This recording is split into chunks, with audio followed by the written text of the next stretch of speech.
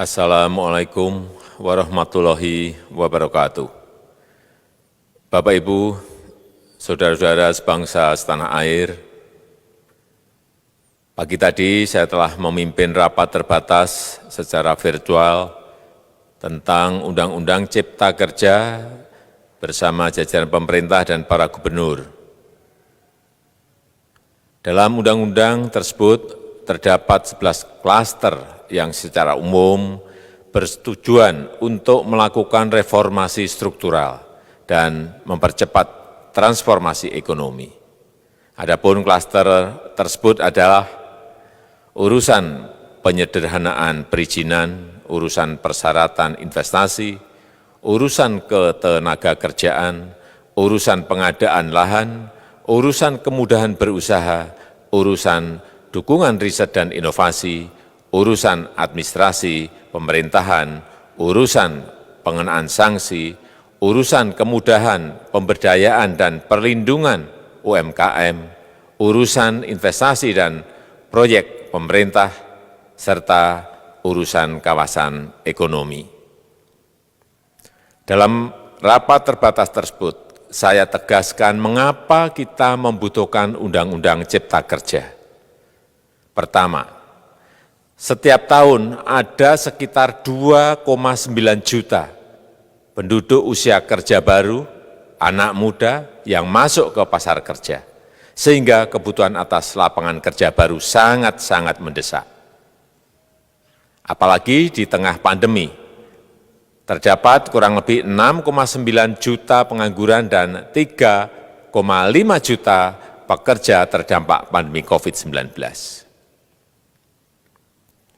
Dan sebanyak 87% dari total penduduk bekerja memiliki tingkat pendidikan setingkat SMA ke bawah, di mana 39% berpendidikan sekolah dasar, sehingga perlu mendorong penciptaan lapangan kerja baru, khususnya di sektor padat karya. Jadi, Undang-Undang Cipta Kerja bertujuan untuk menyediakan lapangan kerja sebanyak-banyaknya bagi para pencari kerja serta para pengangguran.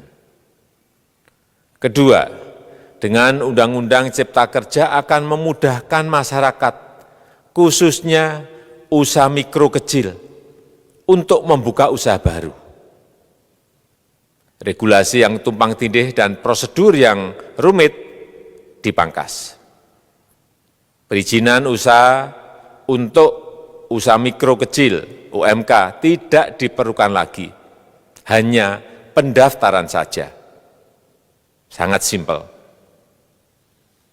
Pembentukan PT atau perseroan terbatas juga dipermudah. Tidak ada lagi pembatasan modal minimum. Pembentukan koperasi juga dipermudah. Jumlahnya hanya 9 orang saja. Koperasi sudah bisa dibentuk. Kita harapkan akan semakin banyak koperasi-koperasi di tanah air. UMK, usaha mikro kecil yang bergerak di sektor makanan dan minuman, sertifikasi halalnya dibiayai pemerintah, artinya gratis. Izin kapal nelayan penangkap ikan misalnya, hanya ke unit kerja Kementerian KKP saja. Kalau sebelumnya harus mengajukan ke Kementerian KKP, Kementerian Perhubungan, dan instansi-instansi yang lain. Sekarang ini cukup dari unit di Kementerian KKP saja. Ketiga, Undang-Undang Cipta Kerja ini akan mendukung upaya pencegahan dan pemberantasan korupsi. Ini jelas karena dengan menyederhanakan, dengan memotong, dengan mengintegrasikan ke dalam sistem perizinan secara elektronik, maka pungutan liar, pungli dapat dihilangkan. Namun, saya melihat adanya unjuk rasa penolakan Undang-Undang Cipta Kerja yang pada dasarnya dilatar belakangi oleh disinformasi mengenai substansi dari undang-undang ini dan hoax di media sosial. Saya ambil contoh, ada informasi yang menyebut tentang penghapusan UMP, upah minimum provinsi, UMK, upah minimum kota kabupaten, UMSP, upah minimum sektoral provinsi. Hal ini tidak benar, karena faktanya upah minimum regional, UMR, tetap ada. Ada juga yang menyebutkan bahwa upah minimum dihitung per jam. Ini juga tidak benar. Tidak ada perubahan dengan sistem yang sekarang. Upah bisa dihitung berdasarkan waktu dan berdasarkan hasil.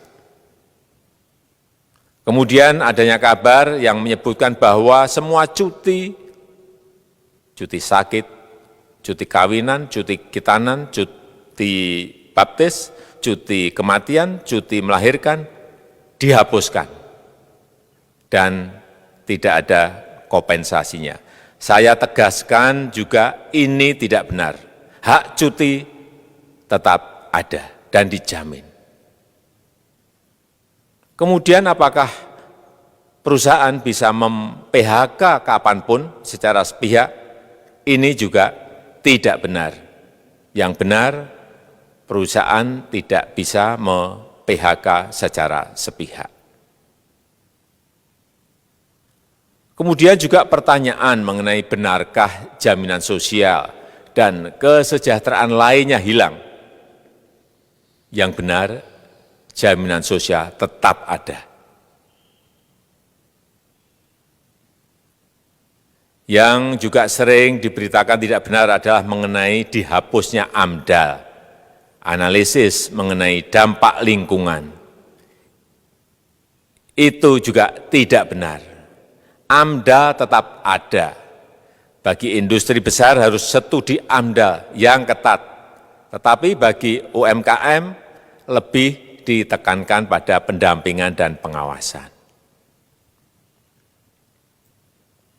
Ada juga berita mengenai Undang-Undang Cipta Kerja ini mendorong komersialisasi pendidikan. Ini juga tidak benar.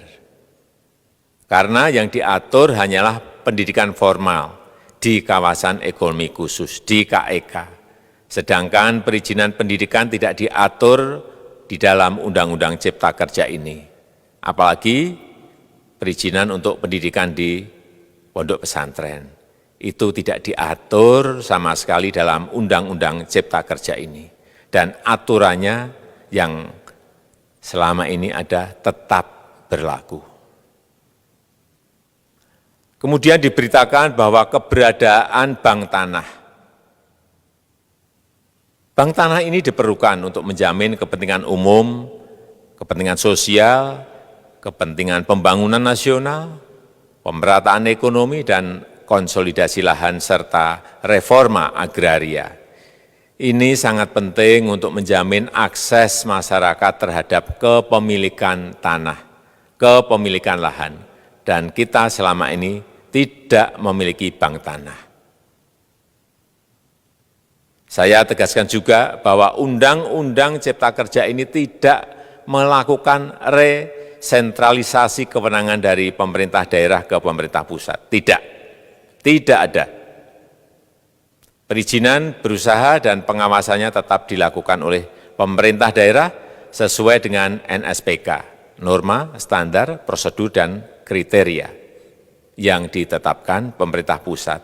Ini agar dapat tercipta standar pelayanan yang baik di seluruh daerah, dan penetapan NSPK ini dapat nanti akan diatur di dalam PP atau peraturan pemerintah. Selain itu, kewenangan perizinan untuk non-perizinan berusaha tetap ada di Pemda, sehingga tidak ada perubahan.